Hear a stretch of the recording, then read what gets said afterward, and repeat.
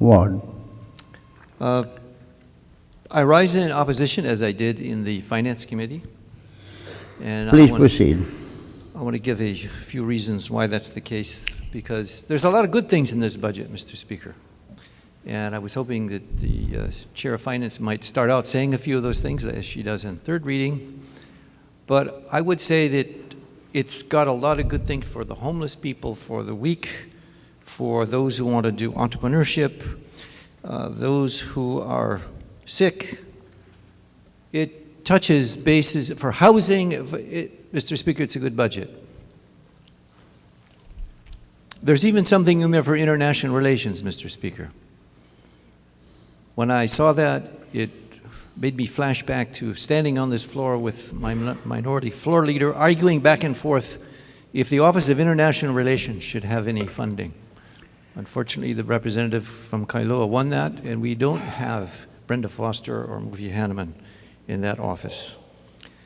The bottom line, Mr. Speaker, is that I am grateful, but I still ask, why is there something conspicuously absent in this budget? Something conspicuously absent, which I want to speak on.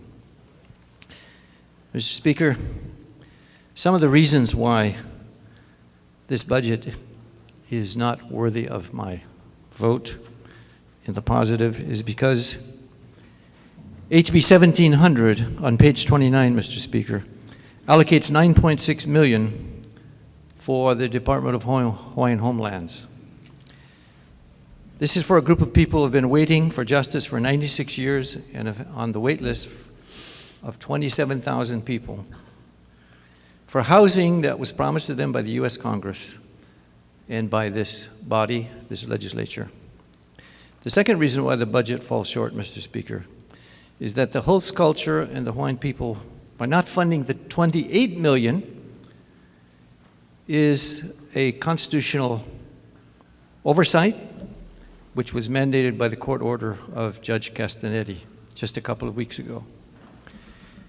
And why the budget is now 13 billion but short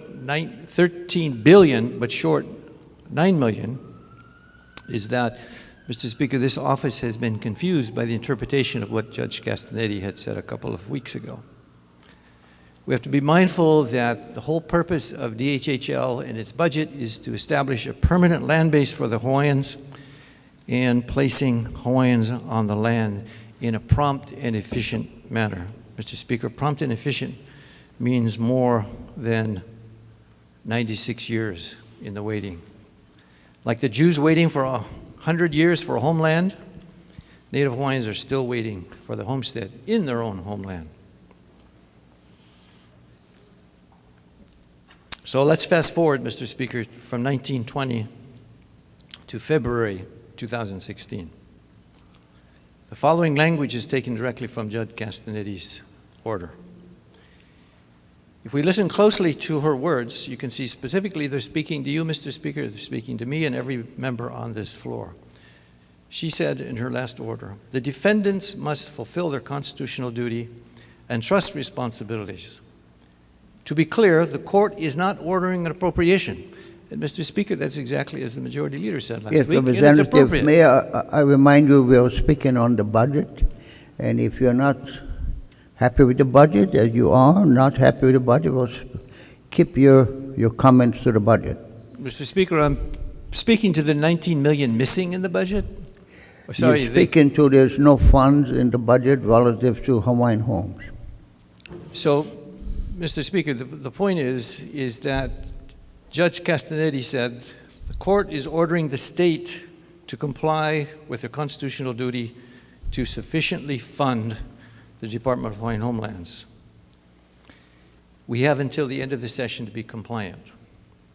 The evidence that the trial experienced amply demonstrated that the amount DHHL requires for its administrative and operating budget for this fiscal year is more than 28 million, specifically $28,478,966. Mr. Speaker, that is $9,632,000, which is now budgeted in HB 1700, but is not there. Mr. Speaker, today's budget crosses the court's line in the sand. There's no doubt that fact finding number 44 was not vacated because it's still in the transcript. Finding of fact 44 clearly states that unequivocally, specifically, quote, DHHL needs more than 28 million Representative, you annually passed towards your administrative funding. five minutes. Mr. Speaker, I yield my time. So ordered. Mr. Speaker, I've just begun to speak. So, Mr. Speaker, that's the first bottom line. The second bottom line is that we have to prepare ourselves in this budget to obey the law. Every budget that we pass should be in obedience to the law. Budgets should reflect a sense of justice and fairness to the indigenous people of Hawaii, particularly because they represent the largest homeless population, the largest number of incarcerated prisoners, the highest number of diabetes patients, and who are still on the lowest rung of the socioeconomic ladder of education and income. Mr. Speaker and members, how can any of us deny what is due to the Native Hawaiians in this budget, HB 1700? What right can we continue to add broken promises to broken promises? What right can we deny our own court's orders? By what right can we deny the State of Hawaii Constitution, Article 12, Section 1, that we swore to uphold in our oaths for us when it's clearly spelling out that we have an obligation to sufficiently fund DHHL?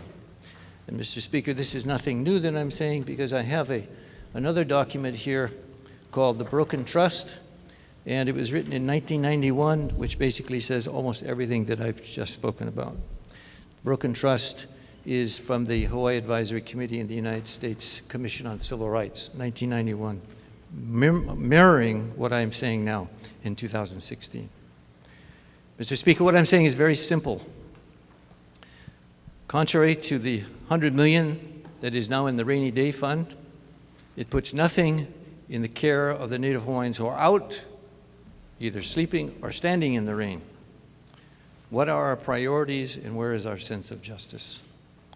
This $13 billion budget is excellent for what it does, but it's an insult for what it does not do. How long will it be before we live up to our commitments? How long will the Native Hawaiians remain patient on a string of broken promises? And how many more Hawaiians will have to die on the wait list? Mr. Speaker,